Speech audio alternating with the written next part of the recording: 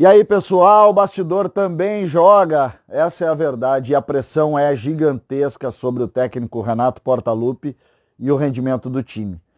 Ainda na quinta-feira o Grêmio tem jogo. Mas hoje, terça-feira, o ambiente é uma panela de pressão.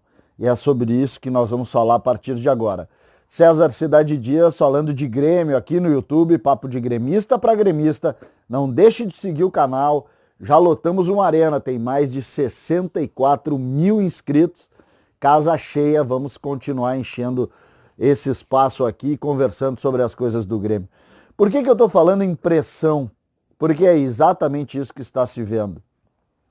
O presidente Romildo, inteligentemente, foi à Bahia e foi a Goiânia primeiro e agora na Bahia. O Grêmio joga quinta-feira contra o Bahia. O Bahia é mais time que o Atlético Goianense.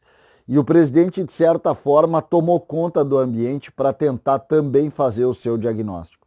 A informação que se tem é que o presidente está muito descontente com tudo que está acontecendo, está tentando montar o seu próprio diagnóstico para decidir.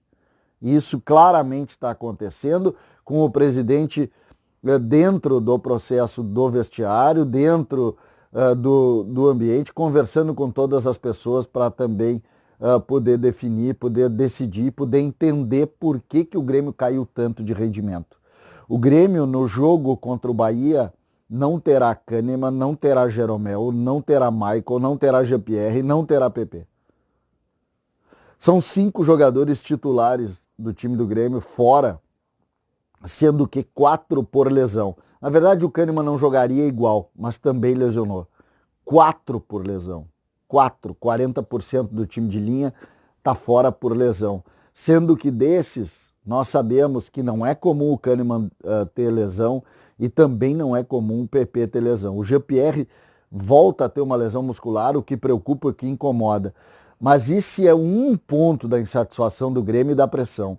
O principal ponto é o rendimento do time e a forma como está sendo comunicado isso, sobretudo pelo técnico Renato. E por que eu falo de pressão? Porque a pressão ela vem também internamente. Internamente está difícil de blindar a pressão. Muitos estão colocando isso e eu conversei com alguns dirigentes do alto escalão e muitos dizem o seguinte: o Renato precisa ser respeitado. A história do Renato com o Grêmio precisa ser respeitada. Eu gostei muito de uma conversa que eu tive com um amigo muito forte dentro do Grêmio, que ele disse o seguinte: César, é verdade que o time não está caminhando bem? É verdade. É verdade que as coisas estão acontecendo, sim. Às vezes os ciclos se encerram, é verdade também. Mas a gente não pode perder nunca o senso crítico de analisar o tamanho do trabalho do Renato frente ao Grêmio. E aí entra a pressão. Qual é a análise? O que nós devemos fazer? Nós devemos simplesmente dizer que o Renato terminou o ciclo, simplesmente volta para o Rio, terminou, vamos tentar outro técnico e tal, ou nós podemos tentar construir com o próprio Renato uma melhoria dentro do processo do vestiário, com troca do executivo de futebol, com troca de alguns membros da comissão técnica que não deram certo, como por exemplo o preparador físico que muitos têm criticado. O que é melhor? E nessa hora cabe ao gestor de futebol ser o mais sereno possível e o mais tranquilo possível para entender essa diferença. Será que trocar o Renato pelo Mano Menezes vai resolver? Será que trocar o Renato pelo Roger vai resolver? Ou será que o clube tem que entender? O clube precisa, e o presidente Romildo faz essa avaliação, o clube perdeu qualidade, o time diminuiu sem o Everton. E o Everton não vai ser reposto. E até que ponto a gente sabe que mudando uma ou outra peça a gente poderia ter uma evolução? Até que ponto a gente sabe?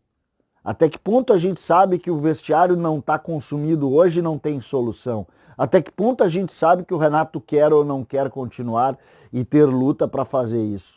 A pressão sobre o Renato, e nós sabemos, e esse é o objetivo do vídeo, incomoda o Renato. O Renato gosta muito de transitar na vitória, a derrota incomoda, a derrota para o Renato é muito ruim, ele trabalha muito mal a derrota, ele se sente pressionado, se sente incomodado, ele também fica ansioso, ele transita diferente com a derrota, talvez por isso seja tão vitorioso na vida dele.